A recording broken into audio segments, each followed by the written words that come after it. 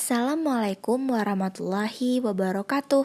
Halo teman-teman semuanya, perkenalkan kami dari kelompok 5 Kukertas Tivariau Kelurahan Air Dingin. Hari ini kami akan mencoba menjelaskan mengenai vaksin. Apa itu vaksin? Nah, vaksin ini merupakan upaya untuk menimbulkan atau meningkatkan kekebalan seseorang secara aktif dengan tindakan pemberian zat antigen dengan sengaja. Apa sih tujuan dari vaksin? Adapun tujuan dari vaksin ini yaitu merangsang pembentukan zat anti penyakit sehingga tubuh diharapkan akan kebal terhadap penyakit tersebut atau hanya sakit ringan.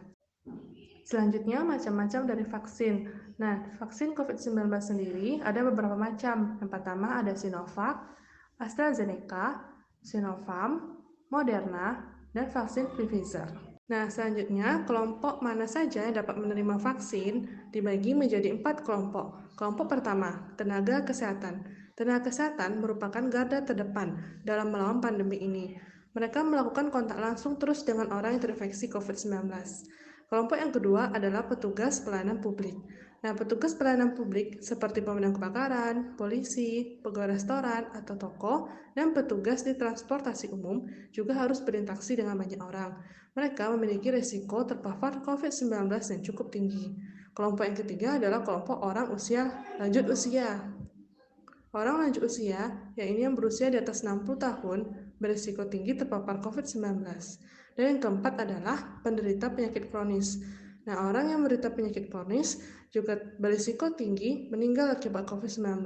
Itu sebabnya mereka berada dalam kondisi ini memerlukan vaksin secepatnya. Nah, selanjutnya adalah kelompok yang tidak boleh menerima vaksin, dibagi menjadi 4 kelompok. Kelompok yang pertama adalah seseorang yang memiliki alergi. Kelompok yang kedua adalah kelompok anak-anak.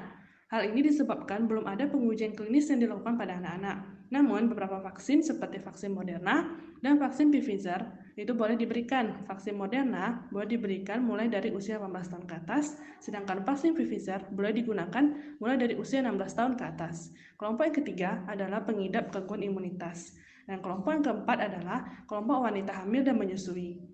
Selanjutnya, proses vaksin di dalam tubuh. Nah, bagaimana vaksin bekerja dalam tubuh kita? Vaksin bekerja dengan melatih sistem kekebalan untuk mengenali dan memerangi patogen, baik virus maupun bakteri. Untuk melakukannya, molekul tertentu dari patogen harus dimasukkan ke dalam tubuh guna memicu respon imun. Molekul tersebut disebut dengan antigen yang ada di semua virus dan bakteri. Selanjutnya, efek dari vaksin. Nah, efek apa saja yang ditimbulkan pada tubuh kita setelah kita melakukan vaksinasi? Yang pertama, pusing, mual, nyeri otot, nyeri sendi, nyeri di tempat suntikan, kelelahan, demam, dan malaise.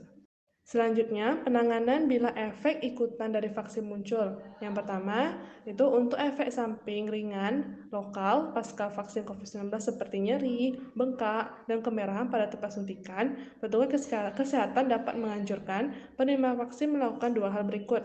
Yang pertama, kompres dingin pada lokasi suntikan. Yang kedua, meminum obat parastamol sesuai dosis.